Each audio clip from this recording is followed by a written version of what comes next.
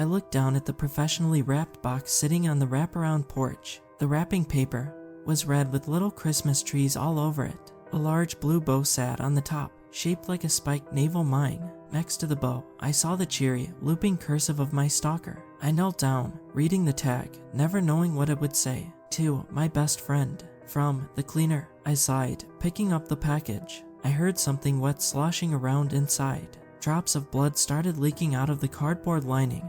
As I carried it, it left a trail of crimson in my wake. I went to the kitchen, grabbing a sharp knife. Inhaling deeply, I unwrapped the paper before slitting open the cardboard box underneath. I peered inside. Two cloudy, lifeless eyes stared back at me. The smell of decay and death became so thick as soon as I opened the box that I could taste it in the back of my mouth. I backed away quickly, but even when I closed my eyes, the mental image stayed with me. He had sent the decapitated head of a child, its blue lips pressed tightly together as if in an expression of disapproval. Squirming larvae ate at the stump of his neck and came out of the child's ears. Next to the head, I saw a DVD case. On the front cover in huge, spiky letters were the words, "Watch me." I sat in front of the TV, the DVD spinning rapidly in the player. The black screen rippled with static. A jarring cacophony emanated from the speakers. And then, a second later, a face appeared. The Valley Ripper always wore the costume of a Baphomet. In these videos, he had on a black robe. On his face, he wore a mask that made him look like a goat. Two giant black horns twisted from his head. The eyes of the mask looked bleached white and dead. "I have sent you a present," he said, using a synthesizer to change his voice. It came through as deep and demonic. "Our game is not yet over. Do you know why I have chosen you? Because you're a psycho," I whispered to myself. "Because you have potential. I saw it in you the first day we met. You are not like the others. Within you, you have the seeds of the Overman. You have the seeds of greatness. For the last 10 years, I have tried to push you towards self-realization. You have the same power within you that I do, but I did not realize it on my own. My father took what was a formless lump of clay and molded it into a masterpiece. I see now that I will have to do the same with you." "Oh God," I moaned. "Oh damn." I felt nervous about the ominous promises he made on the video. Moreover, I mourned the loss of life. But most of all, I knew these deaths were all my fault. Because, in reality, I could have helped stop the Valley Ripper at any time, but I didn't. I reflected back on how I had gotten myself stuck in this quagmire. The first time I met the Valley Ripper, I had been roaring drunk. I drank constantly back then. Every night, I would pass out. Undoubtedly, I was an alcoholic. I stopped drinking a few years ago, but not before that poison did inestimable damage to my life and liver. If it weren't for rehab and AA, I strongly believe I would be dead. I remember driving home from some concert. I can't even remember the band now. A friend from work had invited me, and I never missed an opportunity to drink socially. I never missed an opportunity to drink, period. Now that I think about it, my friend Ellis pounded me on the shoulder as I downed my second shot of imported Russian vodka. "Puts hair on your chest," he yelled, trying to be heard over the jarring music. He started laughing, the bright multicolored lights flashing off his glasses. I motioned to his shot. "You next," I said. He took it down without expression, slamming the empty shot glass on the wooden counter. Ellis was a huge man, nearly 7 feet tall. He had a dark brown mustache. Matching wavy hair ran down over his forehead. Thick muscles covered his arms and legs. His skin looked as white and pale as powdered milk. The bartender brought out 2 Long Island iced teas. I started chugging the delicious, boozy concoction. I could feel total release just around the corner, an impending blackout. The music blared in our ears, the metal guitar solos blasting a rapid succession of chords. "I think I'm going to get headed out," I shouted loudly in Ella's ear after I finished my drink. "If I stay here much longer, I'll be way too drunk to get home, and I have to work tomorrow." Ellis nodded, yawning. He got up and threw some money on the counter. I did the same. "All right, let's go," he said. "It's only a 10-minute drive anyway." Ellis lived close, only about a 3-minute walk from my house. As I walked outside, the cool air swept over my skin. I felt the sweat start to evaporate like light mist in a breeze. "So you watched the news lately?" Ellis asked conversationally. My ears still rang from the shrill whine of the guitars and the harsh shrieking of the vocalist. I shook my head. "I don't own a TV," I said. He looked at me in amazement. "Really?" he said. "Why not?" I shrugged. "It's a waste of money, and it makes you stupid." "I read books, mostly." Ellis nodded at this. "So you didn't hear the latest news?" he asked in a hushed, secretive tone. Without waiting for an answer, he kept talking. I guess there's a serial killer nearby. I rolled my eyes. There's probably always a serial killer nearby, I said. There's over 300 million people in this country. What are the chances that there are no psychotic murderers in a 50-mile radius where hundreds of thousands of people live?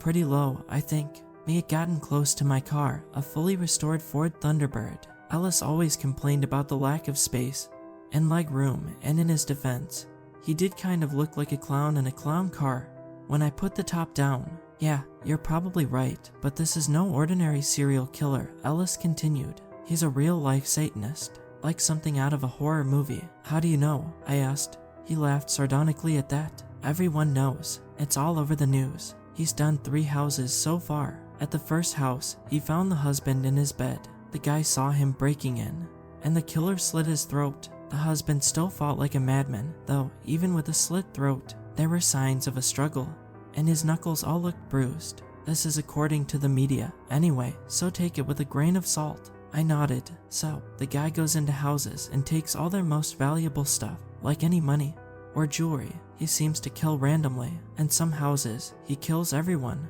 But at the first house, he let the wife live, and only killed the husband and children. The wife said that she was crying and pleading with him. She apparently didn't know that the rest of her family was dead, as he had bound and blindfolded her downstairs, where she was sleeping in front of the TV. She said she would give him anything he wanted if he didn't hurt her kids. She started swearing to God, and he slapped her. No, he growled, "Swear to Satan, swear to Satan," I asked, appalled. Ellis nodded grimly. Yeah, apparently the guy is a real-life Satanist. He believes Satan protects him. He worships the devil and offers him sacrifices. And since those sacrifices are all suburban, rich people, you can imagine the uproar. It would be different if he was killing people in the inner city. No one would give a damn. Ellis laughed at that, though I didn't see the humor. I drove down the dark country roads.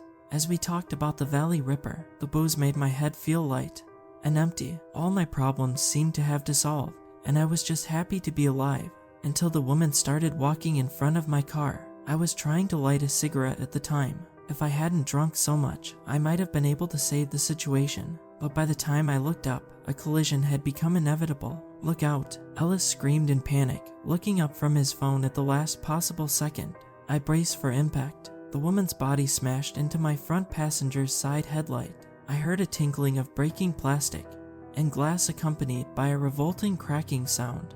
As the woman's bones shattered, her body rolled, spinning in midair and denting my hood. Then she hit the windshield, leaving jagged cracks like lightning bolts. She flew over the car and landed with a nauseating thud on the cold, empty street behind us. I pulled over, putting on the hazard lights. Ellis looked like he was in shock. "Is she dead?" he asked, gulping heavily. I opened the driver's side door and vomited on the pavement before stumbling out of the car. My heart was beating so fast I thought it would explode, and I had a whining, ringing sound in my ears. I started walking back to the woman. Yes, she was very dead. I could see her neck jutting to the side at a 45-degree angle, like a bird with its spine broken. A long, gasping exhalation escaped her bloody, open lips, and then she lay silent. She looked like she was in her early 20s with long black hair and blue eyes. She had on all sorts of rings and necklaces, many of them with occult symbols. I saw upside-down pentagrams, the Ouroboros, the black sun, and the On symbol, a rather esoteric collection. I thought to myself, "Oh damn," I whispered to myself, suddenly feeling very sober. 1,000 thoughts ran through my head a second, and all of them seemed worthless. Ellis stood by my side, one hand on my shoulder. He tried giving comfort, but I only felt dissociated and scared. "You have to report this," Ellis said, trying to be comforting. A moment later, his head disintegrated before my eyes. I heard a deafening gunshot. The stump of his neck continued to pump blood for a few seconds before his body fell, his hand sliding down my back as he went. I started screaming, trying to run, but I hadn't gotten more than 10 feet when a hand grabbed me by the arm and spun me around. I saw a man standing there in a black robe with a goat mask over his head. He had a sniper rifle slung around his shoulder and a pistol in his right hand. He tilted his head slightly, like someone curious about a new arrival. "Do you know who I am?" he asked in a deep, almost robotic voice. He had no inflection to his word or change in cadence. It gave his voice a reptilian quality. The Valley Ripper, I said, feeling very cold. Goosebumps began rising all over my skin, and I started shaking, my hands trembling. He nodded slowly. That's what the media calls me, so I hear. It's as good a name as any. He knelt close to me. I've been watching you, John. You scam your own co-workers, family, and friends, steal their money, and leave town. How many times have you done it? How long until you got him? 2. He pointed at Ellis' nearly headless corpse. I gaped at the man. How did he know so much about me? Don't get me wrong, I admire what you do. The serial killer continued. There is no such thing as right and wrong. The only right in this world is what serves the strong. The only wrong is weakness. You have exploited the weakness of others. This is only natural for superior beings like you and me. I'm nothing like you, I said, spitting the words at him. He didn't seem the slightest bit affected. Then why haven't you called the police yet? He asked. You just killed a girl. You're just going to let her rot here. Are you planning on driving away? No, I responded slowly. Actually, I didn't know what I had planned. A rising sense of panic and dread had nearly convinced me to just hop in my car and get far away from the accident. Look, it's not entirely your fault, the man said, a note of glee in his voice. I did happen to drug her and send her out into the road when you were near. I figured with the amount you drank, you would plow right into her, crack and smash, and bang. He shrieked with laughter at the image. And you did. Right on cue, brother, right on cue. I'm not sure what you want with me, I said, a flash of anger rising and dissipating within my chest in an instant. I don't understand why you're doing any of this. Because you have potential, and I want to talk to you and make a deal. He pointed at the 2 corpses on the road. I was grateful that almost no cars traveled this way at night. The town we found ourselves in only had 100 people in it, and when it got late, the roads looked like ghost towns. I'll clean up this mess, but know I have the entire thing on video. Even right now, you're being recorded. I recorded the accident from multiple angles. You and your license plate are visible in every single one. I gawked at the man. This entire encounter seemed impossible. What I want from you, in exchange for my silence and help, is simply this. I want someone who can look at my work and appreciate it for what it is. Every Christmas, I will send you a present and a videotape. I want you to open the present and watch the tape. If you don't, I'll know, and I'll send a copy of this little incident here to the police. Okay, I said, backing away. I expected the man to shoot me at any moment. Whatever you want. If you want to send me Christmas presents, you could have just asked. You didn't need to set up this whole insane charade. The man clicked his tongue condescendingly. We'll see about that, he said ominously. I decided I had had enough. I changed my life over the course of the last 10 years. I no longer went around doing Ponzi schemes and stealing people's life savings. Though I really didn't want to go to prison, I figured I needed help from the authorities at this point, and that would only happen if I gave a full confession. I tried putting it off for a couple more days. I got home from work late that night, stomping through the snow to get to the front door. Freezing and wet, I quickly unlocked it and went into the house. The light from the living room streamed into the kitchen. Odd, I thought. I never left the lights on. I went into the living room, seeing the black-robed man standing there. In front of him, I saw a middle-aged man strapped to a fold-out table, gagged and chained. His eyes rolled wildly, looking from me to the ominous killer, who stood before us like the angel of death. You have become weak, the killer said, a note of disappointment in his voice. I thought you were different from the others. It seems to me that you have swallowed their poisoned morality and become a sheep. And the only thing sheep are good for, my friend, is slaughtering. He pointed to the bound man on the table. I want you to kill him. I want you to prove your worth to myself and Lucifer, give thanks to Satan, and cut his throat. No, I screamed. I'm done with this game. The killer shook his head slowly. Are you sure? He asked. I nodded, suddenly feeling very afraid.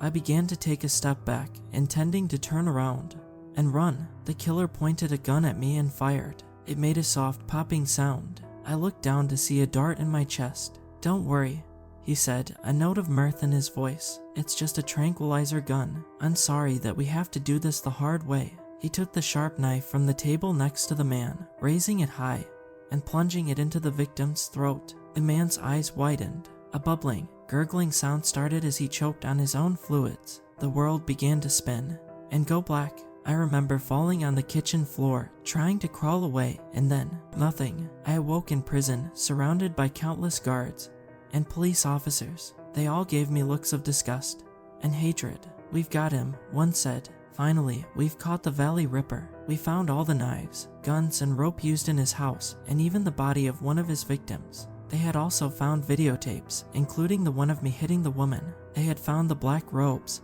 and mask he used. No one believed me when I protested and tried telling the story. I barely believe it. It's too fantastic, too bizarre. I'm writing this from prison. My lawyer grudgingly agreed to share it. Even though no one will believe me, I want to let people know, because the Valley Ripper is still free and I don't know what he's going to do next.